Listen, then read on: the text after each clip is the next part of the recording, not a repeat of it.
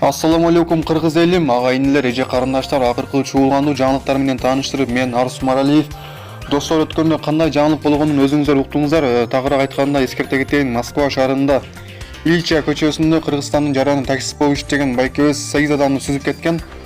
Бул тууралуу кылмыш иши козголгон, ал өзүнүн көрсөтмөсүндө 20 сааттай уктабагандыгын билдирген. Бардыгыңыздарга кайрылуу жасайм, ушул видеону сөзсүз көрүңүздөр. Андай эмесе окуя тууралуу кыскача видеону коюп берсек, андан кийин сөзүбүздү улантабыз.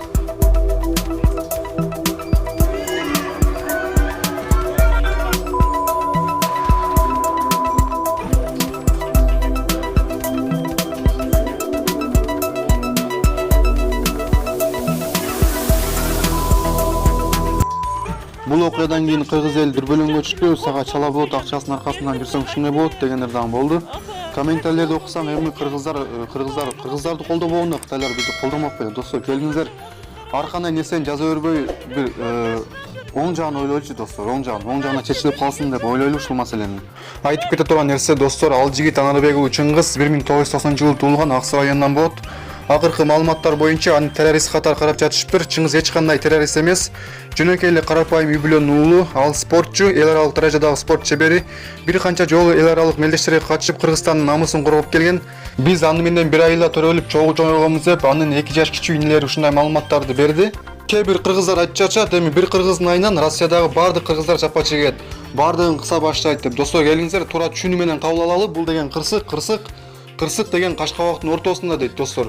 Азыркы убактарда социал тамактардын бардыгында Чыңгыз ыйлаба, биз сени менен, кыргыз эл сени менен деген хэштег аркылуу колдоп жатышат. Азыр бул тууралуу кеңири маалыматты беребиз. Андай эмесе көңүл буруңуздар.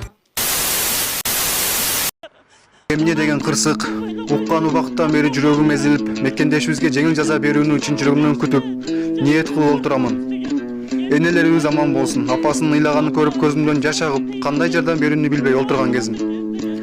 Болгон окуянын тасмасын көрүп, ага болгон ой пикирлерди, комментарийлерди окуп, кээ бирине ыраазы болсом, айрымдарына ызаландым. Кечеги күнү болгондой, эсибизде канчалаган жапжаш кыздарыбыз күйүп каза болду. Ошондо канча кыргыз үй бүлө ыза болгон. Ошол кездеги орус элибизге учурдагы кырсыкты эстетким келди.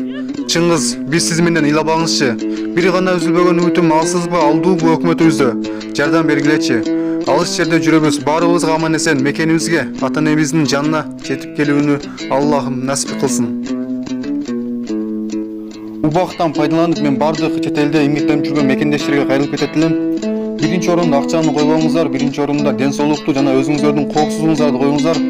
Үйүңүздөрдө күтүп жаткан үй бүлөңүздөрдү, ата энеңиздерди ойлоңуздар демекчимин да. Бул нерсеге бул байкебиз эле күнөө эмес, бир жагынан мамлекеттин дагы күнөөсү бар. Мамлекетте Кыргызстанда ушундай жумуш ордулары болсо, урматтуу кыргыз элим, чет өлкөдө эмгектенип жүргөн бир туугандарым, мекендештерим, тапканыңыздарга Кудай таалам берекесин берсин. Качандыр бир мезгилдерде Кыргызстанда оңолуп, бутуна туруп, жумуш ордулары түзүлүп, чет өлкөгө барып иштегени себепте калбай турган мезгилге түшкөнлөрбүз. Кыргызстаныбыз оңолот, Кыргызстаныбыз сөзсүз оңолот. Коррупциянын азайса, бизде жеп жутуулар аябай эле көп. 2,5 гектар Хан Сарайда жашап жүрүшсө, а биз болсо 4 соток жерге үй кура албай чет өлкөдө тентип жүргөнүбүз жүргөн.